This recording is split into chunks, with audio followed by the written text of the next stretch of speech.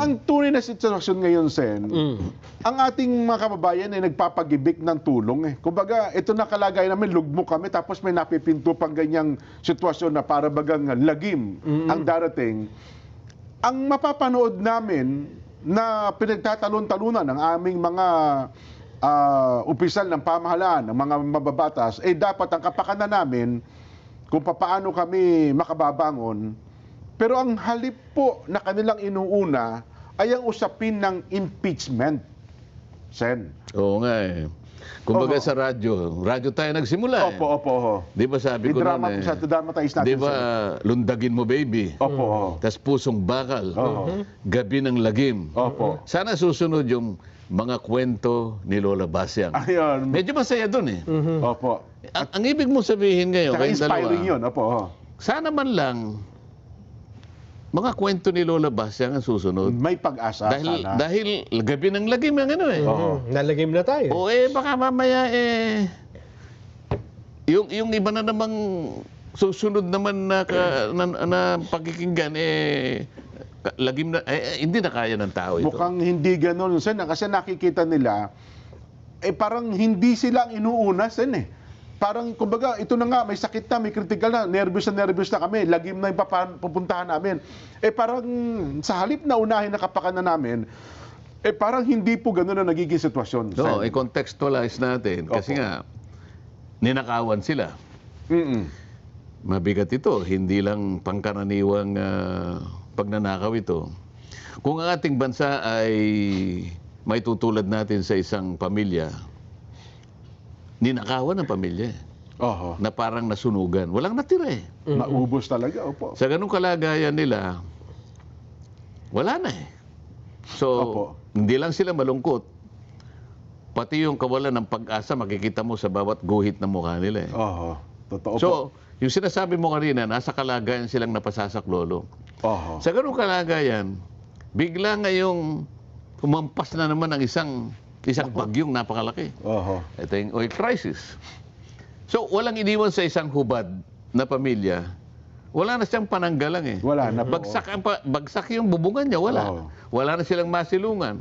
Tsaka ngayong babanat ito, wala na silang damit. Itong lamig at hampas nitong daluyong na dumating sa panibagong yugto ng buhay nila, doon sila napapasaklolo. Sa ganung kalagayan, ito yung pinag-uusapan natin. Yes po. Ano ba nga atupagin natin? Yung mga taong dapat tumulong sa kanila, sana. Hindi ba? Yun ho. Ngayon, yung mga taong dapat tumulong, halimbawa, o kaya, maski lamang doon sa kanilang sa kanilang pamilya na lang, halimbawa, sa kanila. Okay, tayo muna, magtulong-tulong na tayo. Ang uunahin mo ba ay, ito kasi kapitbahay natin, bagsak tayo eh. Yung tatay natin nakaratay eh. Ano, dadalhin ba natin sa ospital? Si tatay. Ultimo na ito eh. Ayaw mo naman, hindi ko sinasabi na wag nating bigyan ng panahon ito. Pero kanya-kanyang kanya-kanyang priority ito. Nakaratay ang ating ama. Ano gagawin natin? Di ba ito muna dapat natin gawin? O gusto natin pag-usapan yung away ng ating kapitbahay? Parang yun po ang napapansin ngayon ng taong bayan, Sen. Sa halip na itsugod sa ospital, itakbo sa lalo madaling panahon. So yung pag-aaway sa kapitbahay, yun ang impeachment. Yes po. Mukhang yun ang inuna nila, yung away sa kapitbahay. At yun ata pinagtunan ng pansin. May punto ka dyan. May punto kayo dyan. Dahil sa napapasaklolo, nagpapagibik, nagpapatulong. Bakit ang unahin mo eh? So, parang ang ibig nyo sabihin, parang nakatingin sila ngayon. Ano bang gagawin ngayon itong dapat ang tumulong sa atin? Ayan, nagpapatulong tayo. Ano bang unahin ninyo? Ano bang unahin nyo? Ito ngayon, ito yung dapat sagutin. Ano kaya ang gagawin nila, Nelson? At saka kasi, kung totoong kinatawan sila, representative eh. Diba? Representante ng bayan. Boses ng mamamayan. Dapat nire-represent mo una yung interest nung constituents mo. Nung mamamayan. Yung pangailangan nila. Yan dapat ang priority. Hindi ba, Jen? So, lagyan natin ang konteksto. Impeachment kasi ito eh. Opo. Kailangan maipaliwanag natin ang impeachment po ay isang mekanismo Yan, opo. na yan po ay talagang nakasulat sa ating saligang batas. Kung meron pong problema na kasangkot po yung mga opisina na nakatukoy doon, Opo. may kaugnayan po kayong mga mamamayan dito eh. Kasi yun pong boto ninyo ay hindi po basta-basta nababaliwala yun. Yes po. Kaya po ang mga ini-impeach, President, Opo. Vice President, makikita po ninyo mga hindi pangkaraniwang opisina ito. Mataas po. Pinakamataas na leader ng bansa. Doon sa ibang panig naman, yung mga constitutional commissions. Yes. Bakit po ganon din ang paningin? Kasi po sila'y nakalatag sa saligang batas at ang kanilang function ay independent po eh. Yung pong pagiging independent nila ay para sa inyo pong pangkalahatang kagalingan. Para sa taong bayan. Kaya meron pong COA, Ayun. kaya meron pong civil service, kaya meron pong COMELEC. Commission on Elections. Yes Bakit po? Bakit po sila ay binigyan po ng ganong klaseng pananagutan? Ombudsman pala sen, di ba? Kasama rin. Ang ombudsman. Ito, ganito po yan. Ang COMELEC halimbawa, para ngayon po ay yung karapatang bumoto mapangalagaan. Yeah. Kaya ginawa po silang independent commission. Importante po kasi yung boto ninyo. Opo. Yes. Kayo naman pong COA, yung paggasta po ng pera ninyo, kailangan may magbantay po. Kaya nakikita po ninyo, ang laki po ng kanilang pananagutan. Yeah. Yung ombudsman, yung pong pag nagkamali pong mga kawani ng gobyerno ay sila po talagang manguusig. So, kung titingnan po ninyo, sa inyo pong kapakanan lahat ito. Civil Service Commission, para panatilihin po yung kawastuhan ng mga kawani, na hindi basta kawani ay palagi naglalagay ka dyan. So, inyo po lahat dyan. Yun pala. Dahil po kayo po ang sangkot dito, itong appointive positions na to, at kayo naman po ay sa elective, yung Pangulo, Pangalawang Pangulo, at saka po yung sa Korte Suprema, kasi sila naman po ang titindig para sa pangkalahatang hustisya na kinakailangang ipataw sa lahat ng mamamayan. Yes po. Kasangkot po, ganun ka-importante po kayo, kaya po ang ginamit pong pamamaraan, kung sila po yung nagkasala o dapat alisin, ay impeachment. Ayun pala malalim na Isasaalang-alang po kayo kasi impeachment, hindi basta-basta tatanggalin po yung ninyo, yung kaugnayan ninyo sa kanila. Ang laki po ng bawat isang kaugnayan nila sa inyo. Pagsiservisyo po lahat yun. Ngayon, bakit impeachment? Bakit ganun? Dahil nga mahalaga po kayo eh. Ngayon, ito ngayong proseso ngayon, titingnan po ng tao ngayon. Eh, sino po bang alisin natin? Di ba? Ayun. Sa ganito pong kalagayan ng bansa natin, sino pong uunahin natin? Yan itatanong. Ngayon, hindi natin maialis sa taong bayan ngayon na magmasid sila. Teka muna. Opo, magbabantay talaga sila dyan. Kami po bang una? Yun ang sinabi mo kanina eh. Opo. Ituloy mo ngayon. Sino yung uunahin? Yun ngayon, kasi ang taong bayan, kumbaga, andito na. Nagpapagibik na ng tulong. Sen, andito na. Nasa sitwasyong kaawa-awa ng kalagayan eh. Nahaharap sa lagim. Tapos merong usapin na impeachment, ay mukhang ang mga tao na dapat ni-represent ako bilang isang mamamayan, ay ang inuuna po yung impeachment, Sen eh. Baka naman sabihin nila. Hindi ba kayo nang nagsabi na kung halimbawa may paglabag naman, isa yang pamamaraan para sa ganun, may pananagutan, di ba? Oo. Accountability. Oo nga po, pero babantayan po inyo. Hindi naman po natin sinasabing hindi nyo pananagutin. Pero sa kalagayan po, ano po ang unahin natin? Sa sitwasyon ng bansa ngayon. Ang unahin po ba natin yung pangkalahatang kagalingan? O yung pagbibigay ng karampatang pagpataw sa isang bahagi lamang? Alin ang unahin natin?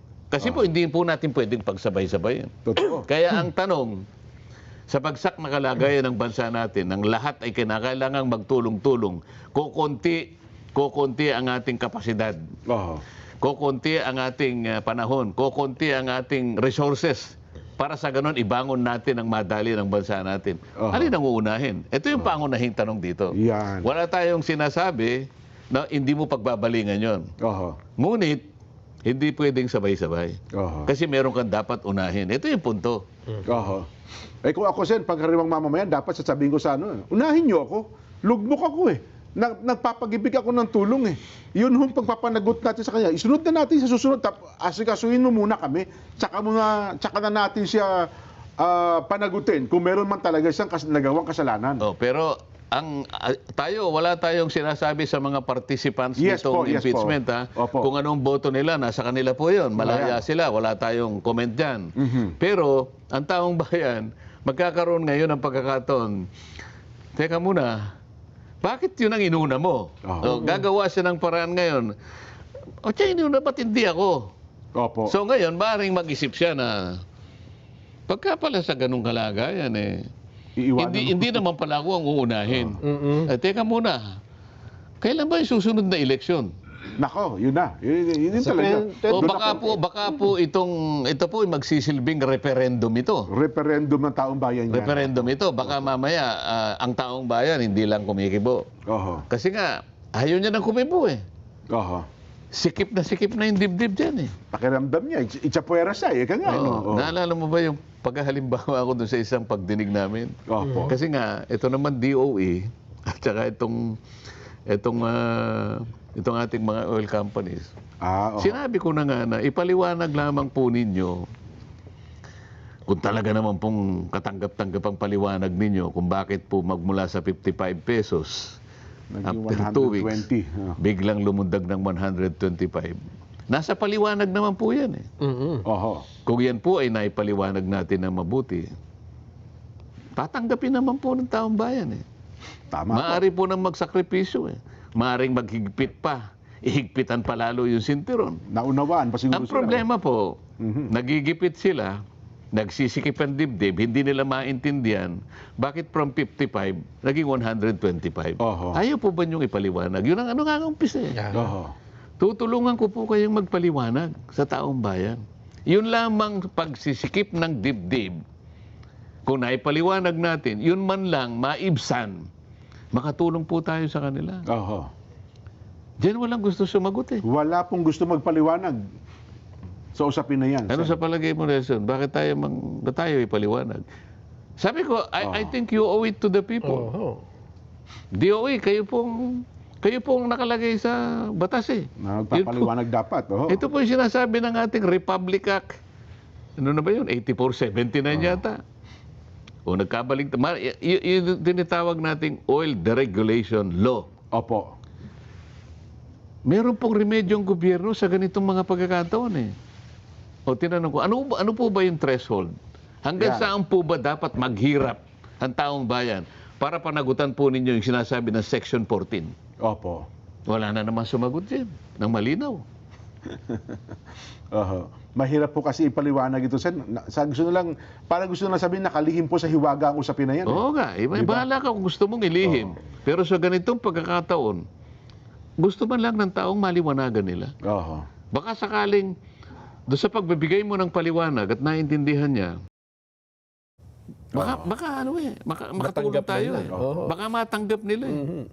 At ganoon din po sa usapin ng impeachment, Sen. Bakit yan ang inuuna ninyo sa halip na unahin ninyo ang kapakanan ng taong bayan na lugmok ang kalagayan? Di ba?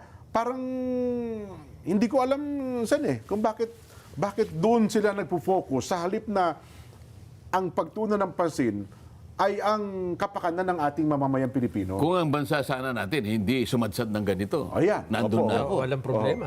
Hindi ba? Halimbawa, bastante ang buhay natin. Hindi naman, halimbawa, talagang hindi tayo bastante, pero hindi naman tayo yung hindi tayo ganito. Hindi tayo lugmok na lugmok.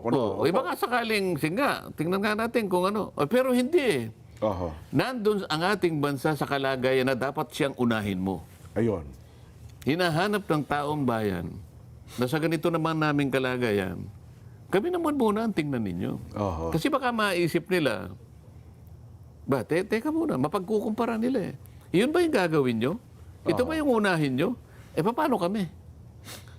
Ilan bang gagastos yun? May nagsabi yata kung magkano gagastusin eh.